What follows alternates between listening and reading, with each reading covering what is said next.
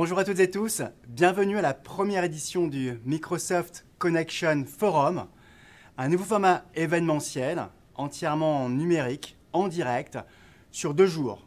C'est un événement qui est dédié aux décideurs métiers, en cette période où faire rimer continuité des affaires, des opérations, résilience, créativité et technologie n'a sans doute jamais été aussi important. Alors, qu'est-ce que vous trouverez au Microsoft Connection Forum ? Eh bien, tout d'abord, 2 keynotes. Une première keynote aujourd'hui, de 11h30 à 12h15, qui permettra d'avoir un point de perspective sur l'apport du numérique pour réinventer, réimaginer les modèles des entreprises et organisations dans ce monde en transition. Ce sera avec Jean-Philippe Courtois, vice-président exécutif de Microsoft, président monde des ventes, des opérations et du marketing, avec Carlo Porasanta, président de Microsoft France, et avec Agnès Van de Waal, membre du comité de direction de Microsoft France, en charge des partenaires et des écosystèmes. Vous aurez également la possibilité de participer demain de 9h30 à 10h15 à une keynote sur l'apport du numérique en matière de rebond des PME et PMI en France. Le Microsoft Connection Forum vous permettra également de participer à 13 talks sur des sujets tels que la collaboration à distance, la sécurité, la data, la capacité de pouvoir faire travailler des équipes techniques de développeurs avec des équipes métiers, sur la dématérialisation des processus, sur la capacité à pouvoir optimiser au mieux ses coûts grâce au cloud, et puis aussi sur ce que Microsoft peut apporter dans l'ensemble des régions en France. C'est également l'occasion de pouvoir interagir avec les équipes de Microsoft autour de vos challenges, enjeux ou projets. Et vous aurez tout au long de la journée la possibilité sur les réseaux sociaux, notamment sur Twitter, de pouvoir interagir avec nous avec le hashtag Connection Forum. Je suis très heureux de commencer cette journée en donnant la parole à Frédéric Hatz, dont la session sera disponible dès demain en replay, comme l'ensemble de toutes les sessions de Microsoft Connection Forum. Frédéric va venir vous parler à présent de la manière dont Microsoft Azure peut vous aider à optimiser vos coûts et à préparer votre avenir. Excellente journée à toutes et tous. Bonne journée.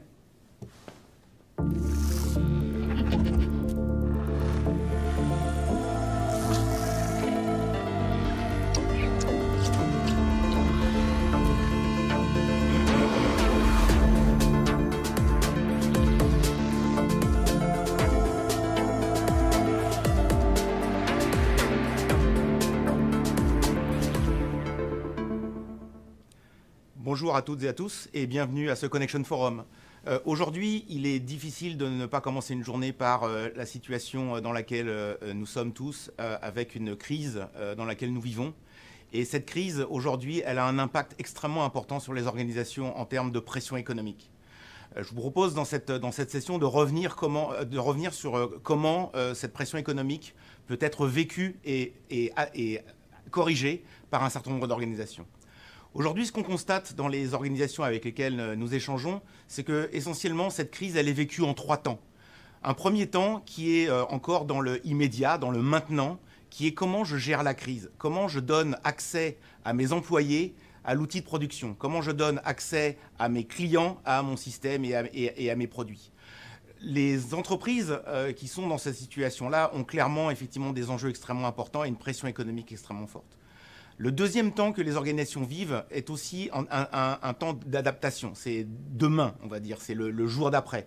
Et comment, face à cette crise, je m'adapte, comment je modifie mes priorités, comment je modifie mes structures de coûts de façon à passer ce cap et aller un cran plus loin. Le troisième temps par lequel on voit les organisations passer est un temps de préparation du futur. Les organisations les plus avancées, on va dire aujourd'hui, sont déjà en train de revoir leur business, de réintégrer ce qui s'est passé, de l'ensemble des transformations, dans la manière dont on va pouvoir conduire le business, dans la manière dont on va pouvoir servir les employés quand il y a des périodes comme celle-ci où le confinement est une contrainte extrêmement forte. Alors les questions qu'on entend de la part des organisations, elles sont diverses. Elles sont essentiellement liées au comment je peux intégrer dans mon parc informatique cette notion de cloud. Est-ce que je dois revoir mon data center dans la mesure où à une certaine période de confinement, je vais avoir un passage à l'extrême extrêmement difficile. C'est aussi comment je donne accès à mon système d'information pour mes employés quand je suis dans une période de confinement. Et puis aussi quand j'ai appris à voir comment on pouvait travailler à distance, comment je pouvais interopérer, interagir avec mes prestataires à distance et comment je dois modifier mon système d'information dans cet esprit. Toutes ces questions-là, on les entend, et on les entend avec une prédominante, si je puis dire, qui est mon business est impacté, comment je revois mes structures de coûts, comment je passe à l'échelle de manière plus élastique, de manière à moduler mes coûts et à m'adapter plus précisément, de façon plus souple par rapport aux contraintes que je peux vivre sur le marché.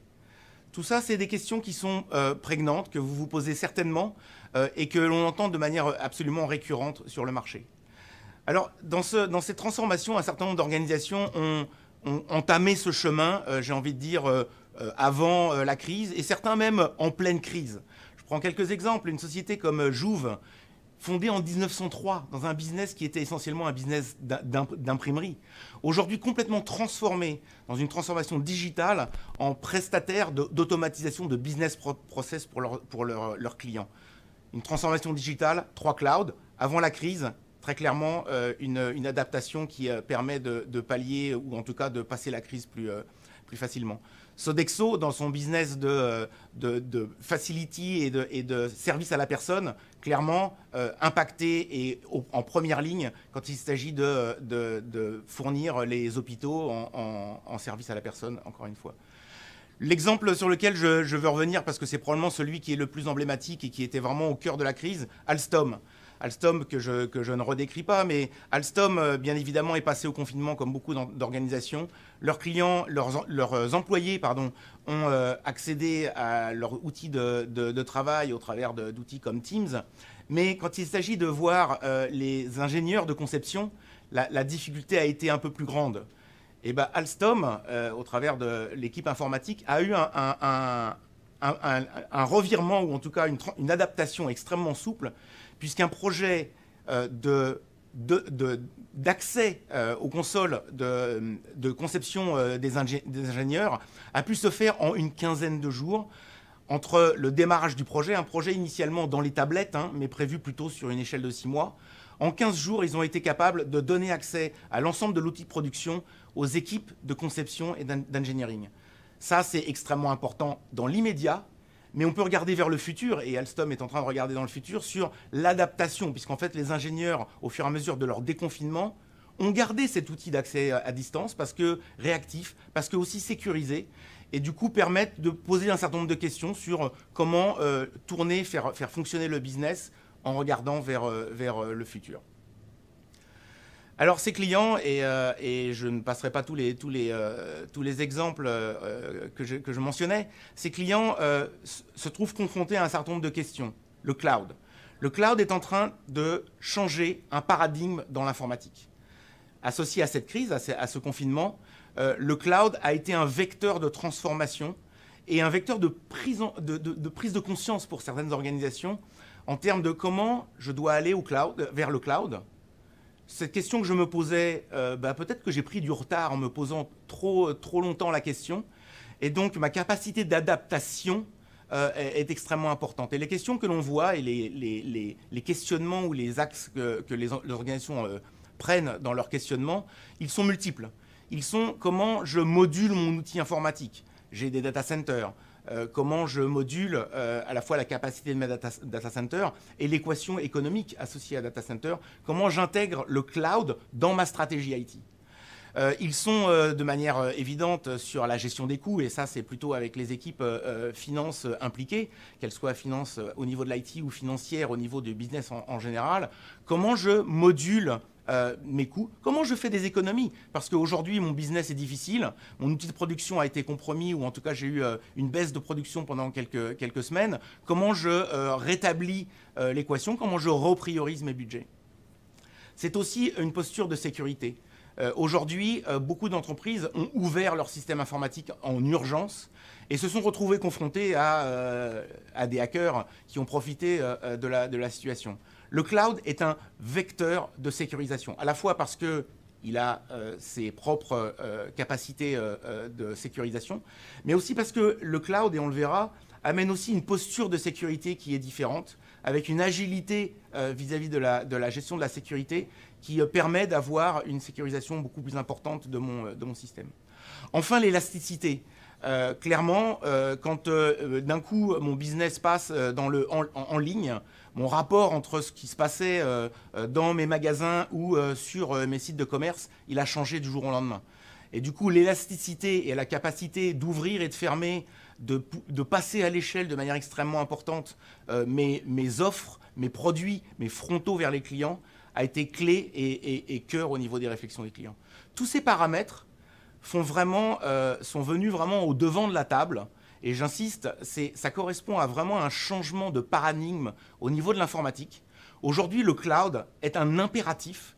La crise a juste fait prendre conscience à un certain nombre d'organisations que cet impératif, il fallait l'intégrer à un niveau, pas forcément exclusivement, mais qu'il fallait l'intégrer à un niveau extrêmement prioritaire dans les réflexions stratégiques de l'entreprise. Alors, ça permet quand même je reviens sur l'aspect gestion des coûts, d'adresser un certain nombre de points.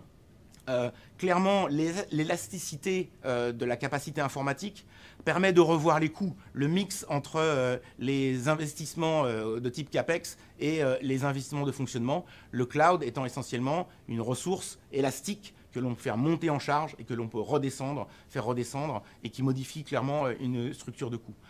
La posture de sécurité, je le disais, clairement, le fait d'ouvrir les systèmes d'information et de changer aussi les habitudes de travail auprès du télétravail ou de l'utilisation, enfin en tout cas de l'organisation et de l'engagement avec les prestataires, fait que la sécurité est un élément clé.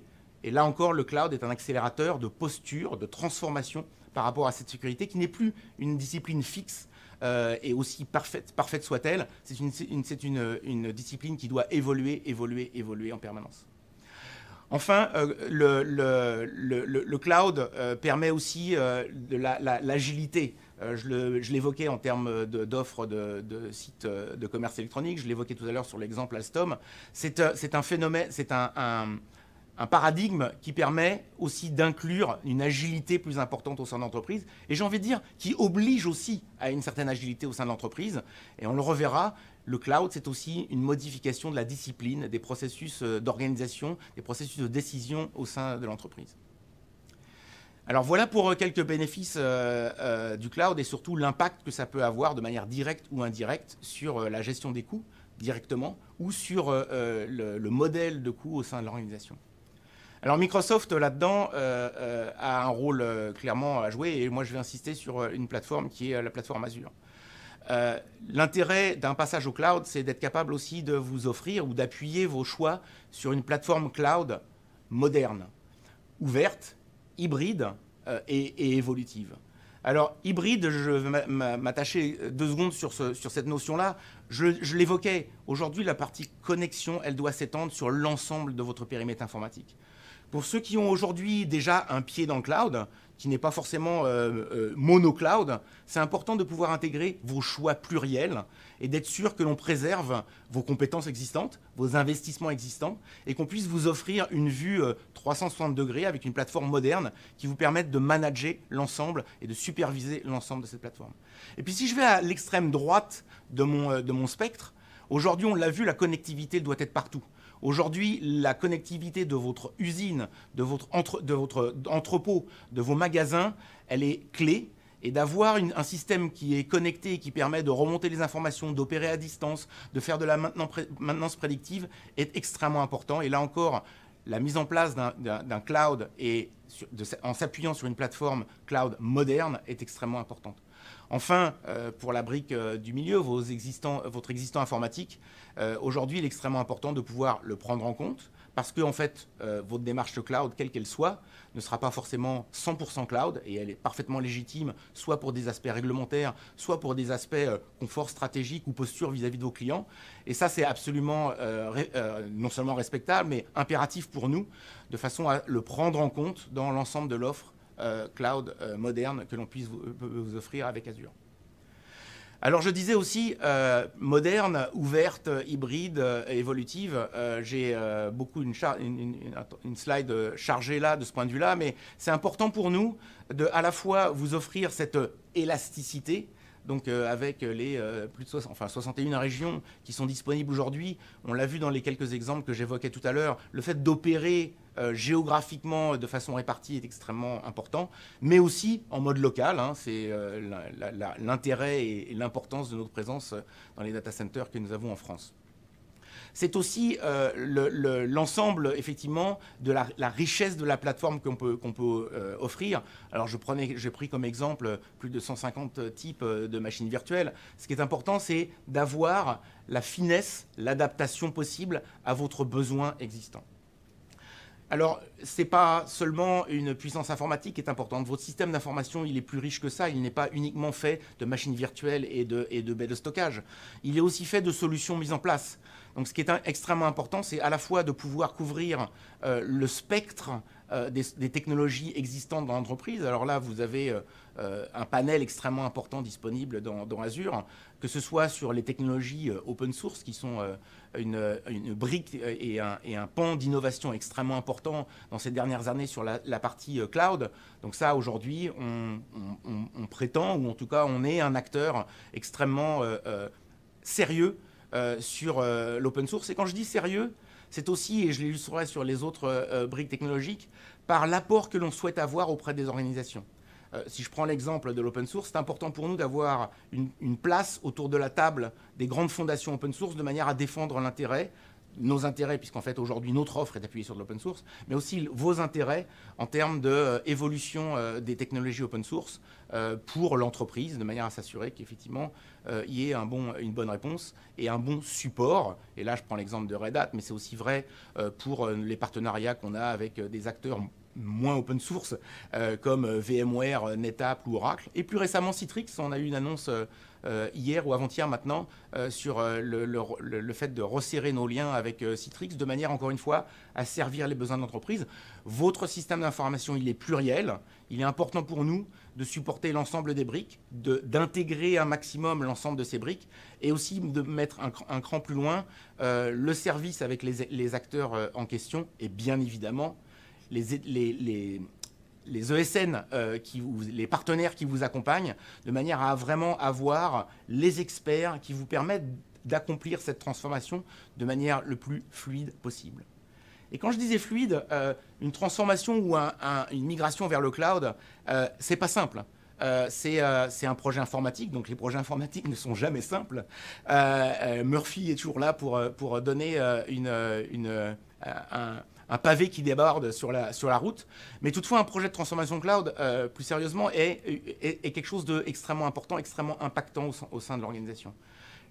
On l'a matérialisé là autour de ce serpent issu de ce qu'on apprend des équipes Fast Track pour Azure, des ingénieurs qui sont là et qui accompagnent l'ensemble des organisations dans leur implémentation du cloud en donnant un certain nombre de best practices et en validant ou en essayant de s'assurer avec les clients et les partenaires que les bases cloud sont des bases solides de façon à pouvoir passer à l'échelle derrière.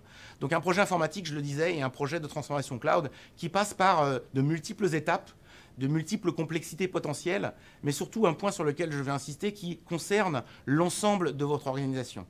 Aujourd'hui, quand on parle, si on est très en amont, d'une transformation cloud, certains d'entre vous vont avoir ou ont déjà la demande de leur service financier pour dire aujourd'hui dans notre bilan ou dans nos budgets, il faut qu'on revoie nos structures de coûts, il faut qu'on fasse des économies. Clairement, la notion de business case, le fait de faire l'analyse des coûts et des gains associés très en amont de la prise de décision est extrêmement important.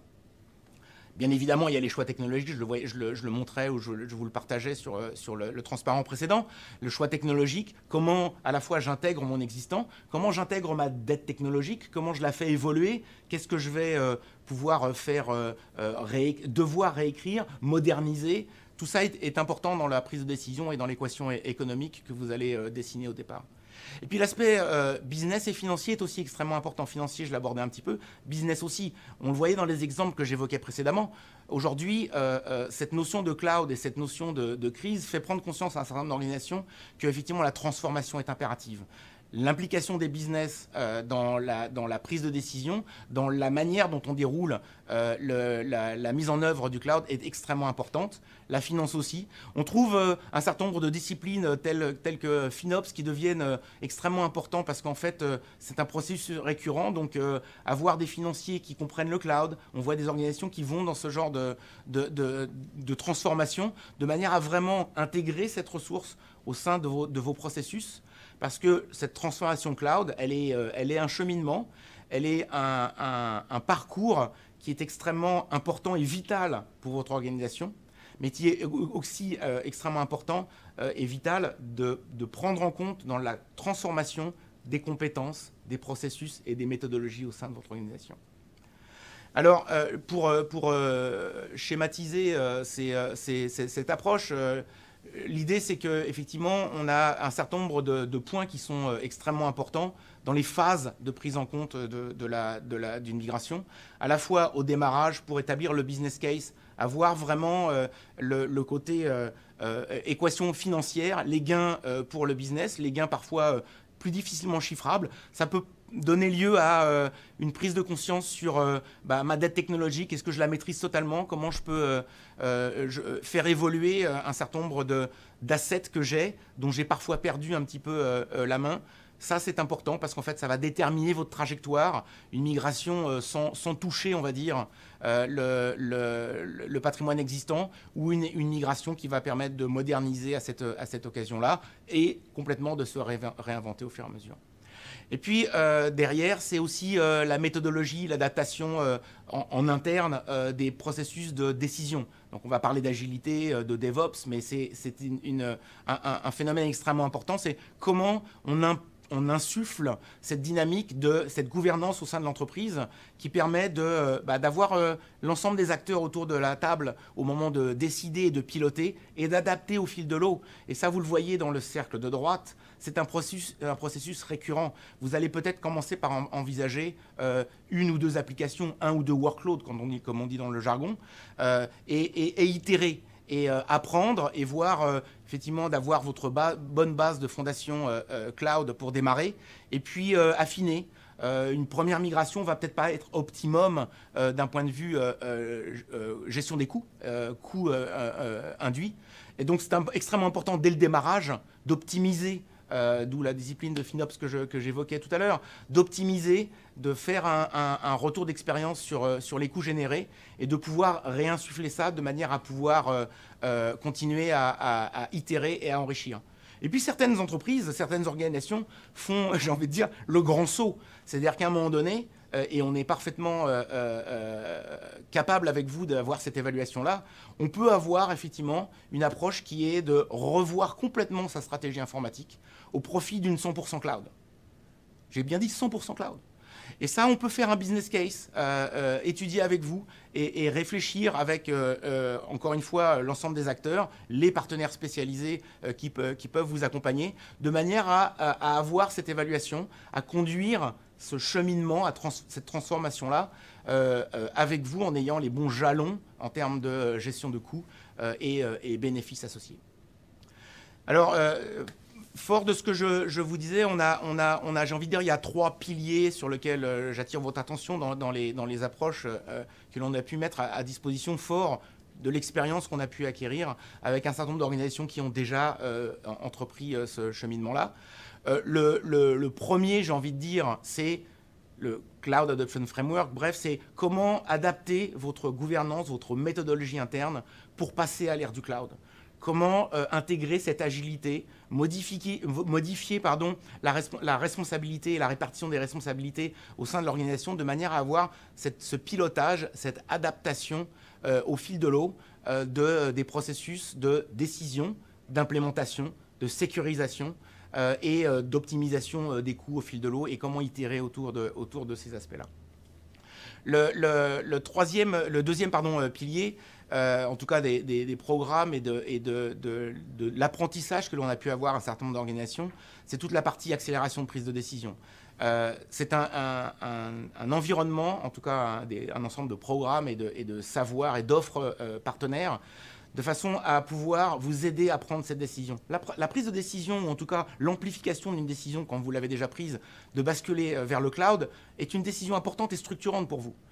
Il est important pour nous de vous aider, de vous accompagner à cette phase-là, de manière à établir le bon business case. Et parfois, ce business case, pour les ambitions les plus fortes, peut aller jusqu'à 2-3 ans. Comment je revois mon business? Et on peut vous accompagner, et un certain nombre de partenaires vous accompagnent très clairement, sur comment je reconçois mon business, comment je transforme complètement mon business. Donc, j'ai envie de dire, les 3 horizons sont absolument déclinables avec vous. Et cette approche que l'on a appelée Azure Accelerate est là pour vous accompagner, pour amener autour de vous les éléments de prise de décision, vous aider à les documenter, à les établir. Puis la troisième phase, j'ai envie de dire, la décision est prise, les bagages sont prêts. C'est comment je fais ce voyage vers le cloud et comment nous, et quand je dis nous, c'est au sens bien évidemment extrêmement large, parce que nous, on n'est rien sans l'écosystème de partenaires, on peut vous accompagner sur un voyage fluide, j'ai envie de dire. Rappelez-vous mon serpentin, comment on peut s'assurer avec vous que cette migration se fait avec la bonne vélocité. On l'a vu, et c'est aussi un des enseignements de cette gestion de crise, ou de cette crise dans laquelle on est encore, mais sur laquelle on a, avec ce confinement, eu un extrême, c'est la vélocité, la rapidité. Vous rappelez-vous mon exemple sur Alstom, 15 jours pour mettre en place un projet informatique, c'est extrêmement agressif, c'est extrêmement remarquable, mais c'est aussi extrêmement nécessaire. Et donc la vélocité et tout ce qu'on peut vous apporter pour aider à migrer rapidement est extrêmement important et en tout cas est prioritaire pour nous. Je vous donne quelques éléments par rapport à ça. C'est la partie effectivement fondation cloud. Il est extrêmement important d'avoir établi dès le démarrage des fondations solides, parce qu'un workload, c'est une chose. Passer à l'échelle l'ensemble de votre système d'information, il est extrêmement clé d'avoir mis les bonnes bases, comme la moindre déconstruction, c'est extrêmement important. La prise de décision, l'assessment, on a un certain nombre d'outillages de manière à effectivement prendre une image de vos environnements existants, mesurer ce qui peut être migré, ce qui doit évoluer, et aussi ce qui peut devoir être décommissionné ou en tout cas migrer tel quel dans le cloud de manière à attendre la fin de la vie ou de l'existence de cette application ou cet environnement. Et puis enfin, au fur et à mesure de votre approche, que je l'ai dit au niveau du partenaire, c'est aussi pour nous l'importance de mettre un certain nombre de forces d'équipe, et en l'occurrence, je pense à Fast Track Engineer, les ingénieurs Fast Track, donc des ingénieurs qui, à distance, peuvent venir appuyer votre partenaire ou vous-même sur les choix clés de cette étape. À chaque fois, c'est extrêmement important d'avoir des bases solides de manière à avoir la bonne vélocité. C'est avec cette vélocité que vous allez aussi pouvoir récupérer et avoir non seulement une équation d'économie de coût, mais aussi arriver à un coût de possession et à une innovation le plus rapidement possible. Alors, je voulais reparler rapidement, mais, et je ne vais pas rentrer dans le détail de l'ensemble de ces clients, mais parce que d'abord, ils n'ont pas forcément choisi d'évoluer juste au moment de la crise, ils ont un cheminement d'évolution vers le cloud extrêmement important. Mais c'est pour vous illustrer, j'ai envie de dire, que des organisations de toute taille, de tout secteur, ont commencé cette transformation-là depuis, pour certains, de nombreuses années, que ce soit au niveau de leurs usines, que ce soit au niveau de leurs process, que ce soit au niveau, j'aime bien prendre l'exemple de Traxal, pardonnez-moi, qui est dans un business de logistique. Imaginez la logistique en pleine période de crise, avec le fret aérien qui a considérablement été diminué. Eh bien, Traxal, de par leur transformation digitale, a réussi à passer au-delà de cette étape de crise, de par leur couverture géographique, aussi par leurs propres compétences, mais aussi permises par le cloud. C'est pour ça qu'une transformation digitale peut être importante pour passer au-delà d'une crise. En conclusion, j'ai envie de dire que cette crise, elle a, encore une fois, et je vais insister là-dessus, elle a vraiment fait prendre en compte conscience de l'impératif de la prise en compte du cloud dans votre stratégie informatique. Pour ceux qui étaient déjà dans ce cheminement-là, vous en avez déjà probablement tiré quelques bénéfices. Pour ceux qui n'étaient pas encore dans ce cheminement-là, peut-être certains d'entre vous ont douloureusement ressenti l'urgence d'intégrer cette transformation-là. Clairement, elle peut générer des coûts. Alors ça peut être des coûts immédiats de licences, entre 55 et 80% de licences sur un certain nombre de licences Microsoft quand vous les passez dans le cloud. Mais c'est aussi la rationalisation d'un certain nombre d'environnements. C'est l'opération plus élastique de vos coûts, puisque en fait à un moment donné vous pouvez passer à 500% des capacités nécessaires. L'avantage du cloud, c'est que le lendemain matin, si vous voulez les éteindre, vous pouvez passer à zéro, et que c'est zéro coût pour le coût. Pour cette occasion-là, c'est cette élasticité qui vous permet globalement d'optimiser vos coûts face à des situations qui peuvent être fluctuantes. Et puis, c'est zéro compromis sur la sécurité.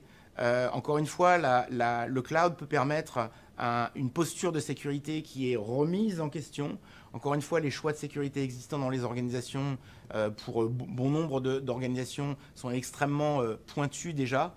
Le cloud permet de le pousser encore plus loin, mais aussi d'adopter une posture cloud qui se transpose directement sur les aspects sécurité en une dynamique qui soit beaucoup plus agile. Ouvrir votre système d'information à vos employés de façon plus large, à vos clients de façon différente et plus élastique, à vos prestataires de façon aussi plus large et tout aussi sécurisée, est extrêmement important. Et l'agilité associée à cette transformation cloud est quelque chose qui doit être complètement intégré aujourd'hui dans les pratiques de l'organisation, au niveau et au curseur que vous souhaiterez mettre en place. Voilà pour les bénéfices que l'on peut avoir et tirer du cloud.